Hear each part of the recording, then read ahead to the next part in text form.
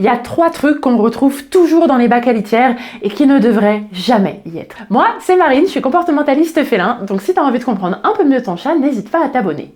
Premier produit, les poudres parfumées. Pourquoi c'est un problème? Eh bien parce que votre chat a à peu près 40 fois plus de cellules olfactives que vous.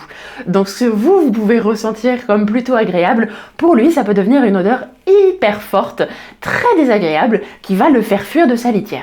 Deuxième objet pas foufou, les sacs plastiques dans le fond de la litière. Alors je sais que pour nous en tant qu'humains c'est hyper pratique, parce que comme ça tu chopes juste ton sac plastique et hop tu nettoies ton sac, mais il n'empêche que pour votre chat, lui quand il va aller dans le bac à litière, il y a de grandes probabilités que ses griffes rentrent en contact avec le sac plastique, potentiellement se prennent dans le sac plastique, là il se retrouve coincé, on a une aversion à la litière qui se développe derrière, et du coup un chat qui potentiellement préférera aller faire ses besoins plutôt que dans son bac. Et ça, c'est un peu gênant. Troisième objet à éviter, les litières parfumées. Je dis ça en plus des poudres parfumées parce que je sais qu'il y a beaucoup de personnes qui vont prendre des litières au talc en se disant que le talc ne sent pas très fort et que ça va pas venir déranger votre chat. Si, toutes ces odeurs vont être perceptibles par votre chat beaucoup mieux que par vous.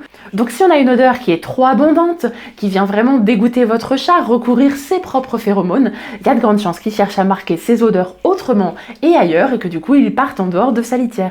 Le bac à litière, c'est vraiment un endroit hyper sacré pour le chat. Et c'est pour ça que je reviens assez souvent sur ce type de problématique dans mes vidéos. C'est parce que un simple problème de litière parfumée, ça peut faire un chat qui va uriner, qui va déféquer en dehors de son bac.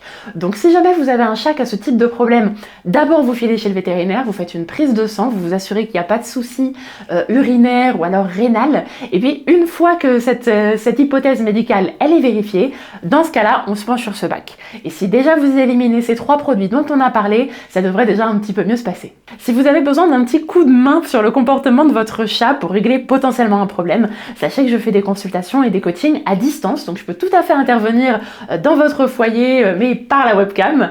N'hésitez pas à cliquer sur le lien en bio pour en savoir plus, et puis abonnez-vous si ce n'est pas déjà fait. Prenez soin de vous, prenez soin de votre chat, et puis à la prochaine, ciao!